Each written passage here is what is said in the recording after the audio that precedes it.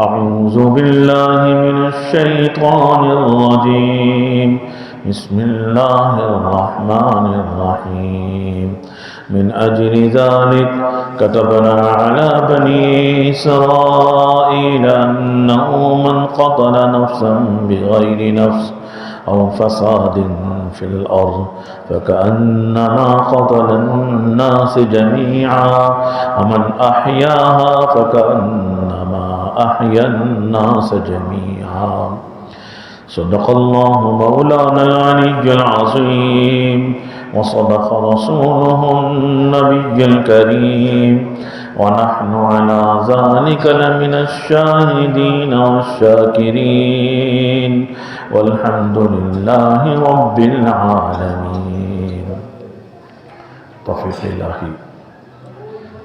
اور اپنے حضرت والا نفر اللہ مرقدہ کی برکت سے قرآن مجید فرقان حمید کی ایک آیت مبارکہ تلاوت کرنے کا شرف حاصل ہوا. قرآن کریم کی اس آیت میں اللہ تعالیٰ نے ناحق کسی انسان کو قتل کرنے کا جو وبال ہے، گناہ ہے، اس گناہ کو بیان فرمایا ہے. فرمایا کہ اگر کسی شخص نے کسی کو ناحق قتل کر دیا، اور ناحق قتل کسے کہتے ہیں؟ فرمایا کہ من قتل نفسا بغیر نفس،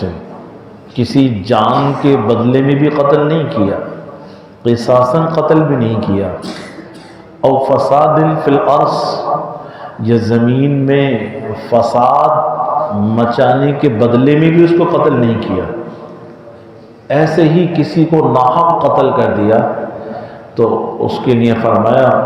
فَكَأَنَّمَا قَتَلَ النَّاسَ جَمِيعًا، گویا کہ اس نے ساری انسانیت کو قتل کر دیا. وَمَنْ أَحْيَاهَا فَكَأَنَّمَا أَحْيَا النَّاسَ جَمِيعًا، اور جس شخص نے کسی ایک انسان کو زندگی بخشی، کسی ایک انسان کو زندگی بخشی،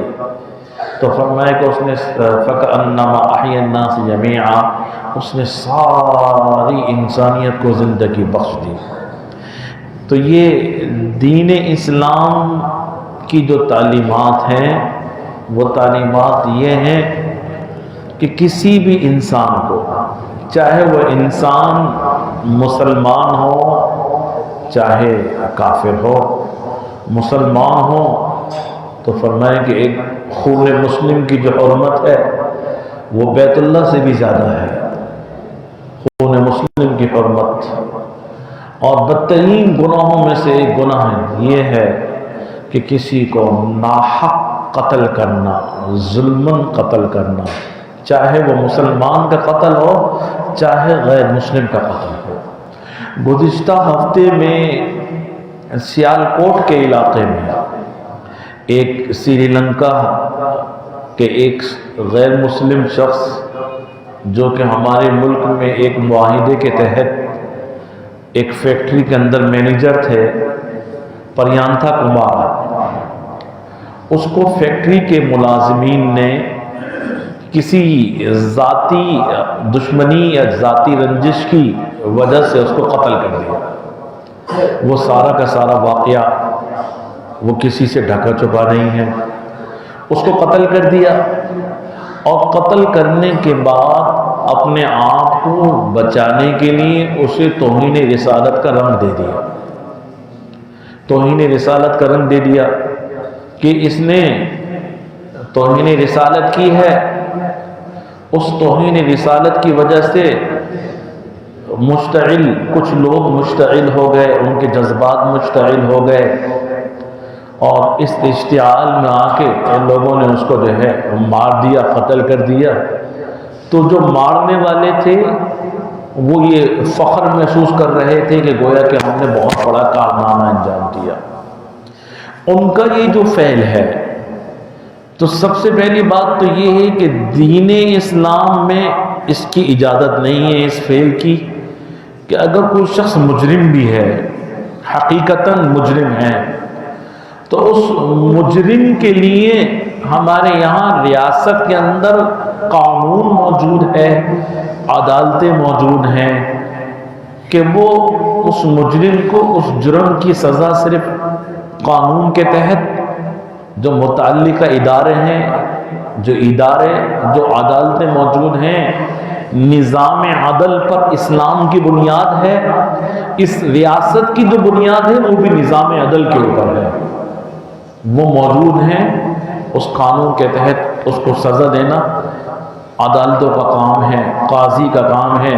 ریاست کی ذمہ داری ہے۔ کسی انسان کو کوئی یہ حق نہیں پہنچتا کہ وہ ریاست کے قانون کو اپنے ہاتھ میں لے لے اور ہاتھ میں لے کر جو ہے خود ہی سزائیں جاری کرے، سزاؤں کا نفاذ کرے۔ اس سے جو ہے جو واقعہ پیش آیا ہے، ایسا واقعہ ہے کہ جس سے مسلمانوں کے اوپر غیر مسلم اقوام کی طرف سے جو الزام لگایا جاتا ہے کہ مسلمان دہشت گرد ہیں، تشدد پسند ہیں اور دہشت گردی کو یہ پروان چڑھانے والے ہیں، دہشت گردی کو فروغ دیتے ہیں۔ یاد رکھیے، مسلمان دہشت گردی کو فروغ دینے والے نہیں ہیں۔ مسلمان تو وہ ہیں، مسلمان کی تو تعریف ہی یہ ہے، المسلم من سلم المسلمون من لسانہ و یدہ۔ مسلمان کی تعریف یہ ہے کہ جس کے ہاتھ سے اور جس کی زبان سے کسی کو ادنا سی بھی تکلیف نہ پہنچے، وہ مسلمان بنے گا۔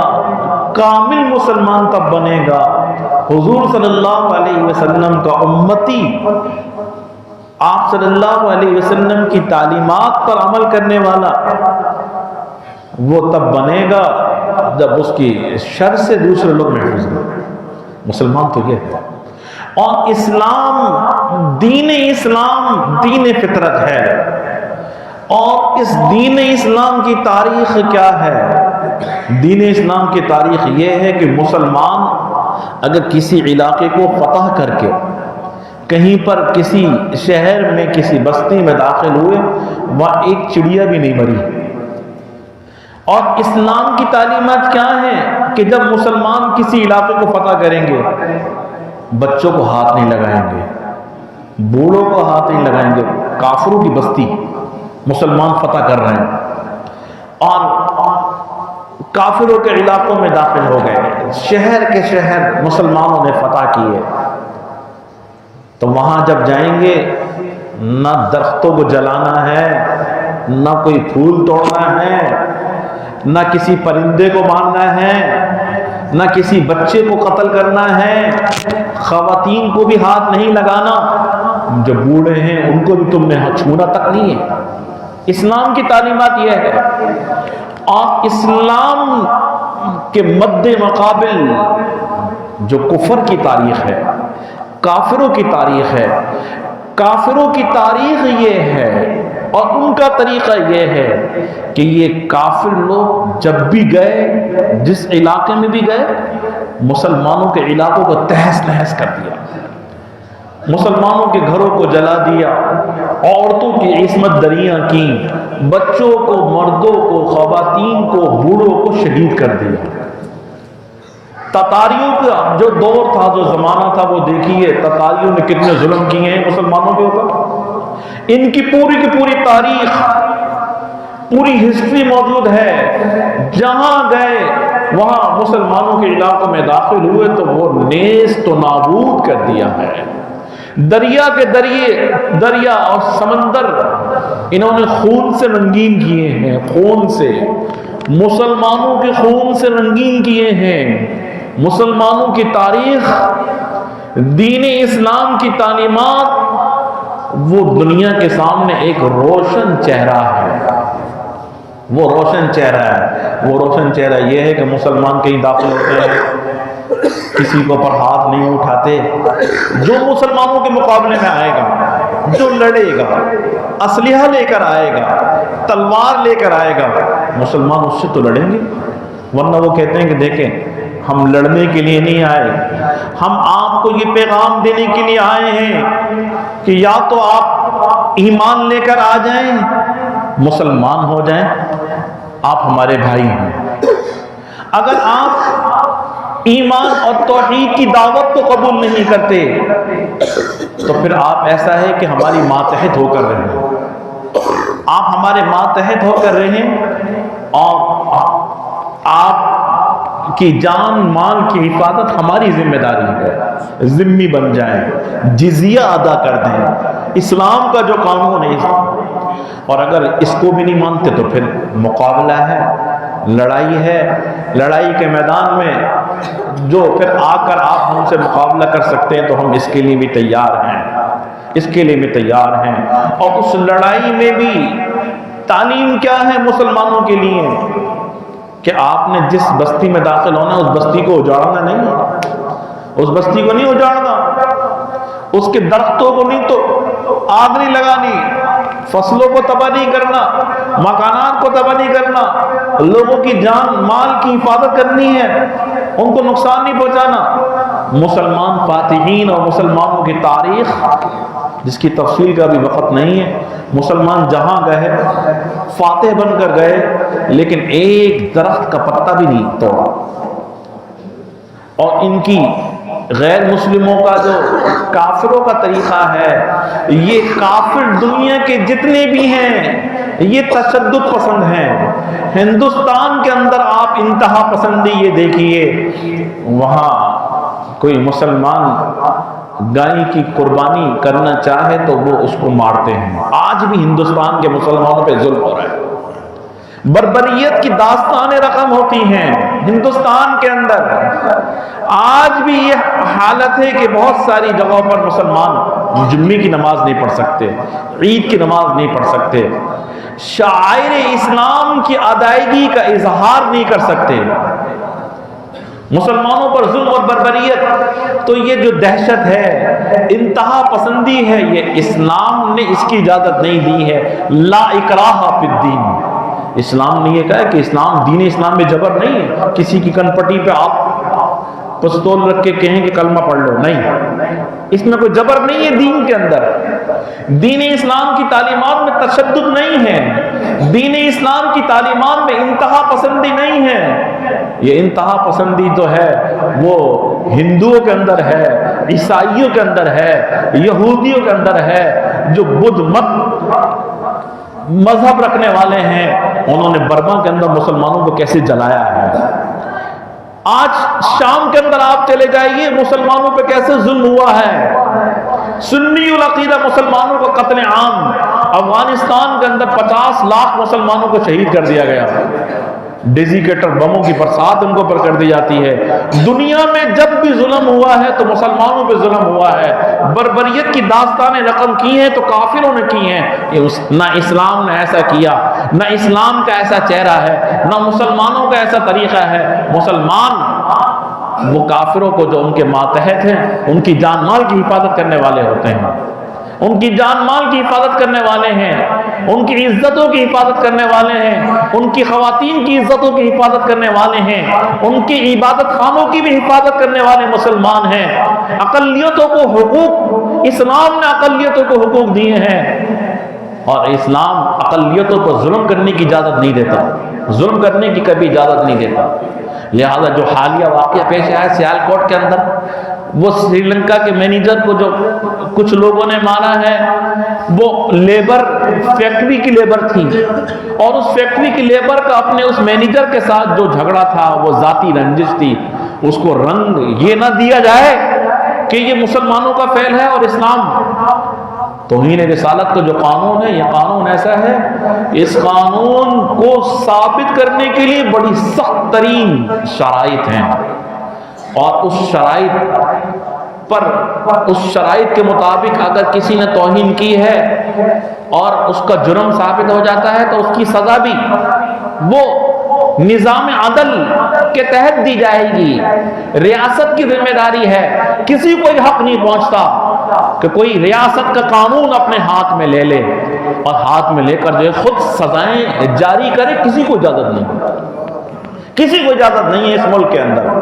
یہ ریاست ہے، اس ملک کے اندر ادارے ہیں، نظام عدل ہے، قانون ہے اور اسلامی سزائیں موجود ہیں۔ لیکن افسوس کے ساتھ آج مسلمانوں کے اندر دو وجوہات کی وجہ سے جو ایک چیز جو پروان چڑھ رہی ہے، دو وجوہات ہیں۔ ایک مغرب کا چہرہ ہے، مغرب کا چہرہ یہ ہے کہ نیوزی لینڈ کے اندر ایک یہودی ہے، وہ مسجد کے اندر وہ داخل ہوتا ہے اور مسلمانوں کو قتل کرتا ہے، نمازیوں کو قتل کرتا ہے، اس کی ویڈیو بناتا ہے، اس کو اپلوڈ کر کے پوری دنیا کو دکھاتا ہے، دیکھو میں نے مسلمانوں کو کیسا مارا۔ نمازیوں کے اوپر کتے چھوڑ دیے جاتے ہیں، اور ان کو کتوں کو چھوڑ کر مسجدوں میں ان یہودیوں نے مسلمانوں پر ظلم کیا۔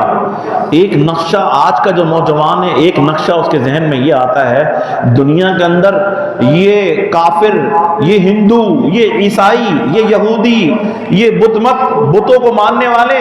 یہ ہمارے مسلمانوں پر ظلم کر رہے ہیں۔ تو ان کے مسلمانوں کی، نوجوانوں کی سوچ اور فکر جو ہے اس نے ایک نیا رخ اختیار کر لیا۔ گویا کہ اگر یہ ایسا کر رہے ہیں تو ہم بھی ان سے بدلہ لیں۔ ایک تو یہ نقصان ہوا کہ ان کی ایک نئی سوچ پروان چڑھ رہی ہے۔ دوسری ایک ذمہ داری ہماری ریاست کی تھی۔ ریاست کی ذمہ داری کیا ہے؟ ریاست کی ذمہ داری یہ ہے کہ توہین رسالت کے وہ مجرم جن پر عدالتوں کے اندر توہین رسالت کو جرم ثابت ہو چکا ہے، توہین رسالت کا ارتکاب کرنے والے مرتکب افراد جن پر جو ہے گواہیاں موجود ہیں، شہادتیں موجود ہیں، اور جب گواہیاں اور شہادتیں موجود ہیں، جرم کا جنہوں نے ارتکاب کیا ہے وہ ثابت ہو چکا ہے، اب قانون کیا ہے کہ اس کو سزا دی جائے، اس کو سزا دے دی جائے۔ جب توہین رسالت کے مجرم کو سزا دے دی جائے گی تو یاد رکھیں پھر توہین رسالت کا ارتکاب کوئی بھی نہیں کرے گا۔ لیکن ہوا کیا ہمارے ملک میں؟ ہمارے ملک میں توہین رسالت کے مجرموں کو سزائیں نہیں دی جاتی، اور باہر غیر ملک، باہر کے جو ممالک ہیں ان کے پریشر میں آ کر، ان کا پریشر اتنا آتا ہے، اس کے بعد یہ اس کو راتوں رات ان ملعون لوگوں کو آزاد کر دیتے ہیں، چھوڑ دیتے ہیں۔ آسیہ ملعونہ، اور راتوں رات اس حکومت نے اس کو اٹھایا جس پہ جرم ثابت ہو گیا، توہین رسالت کا جرم ثابت ہو گیا، اور جس نے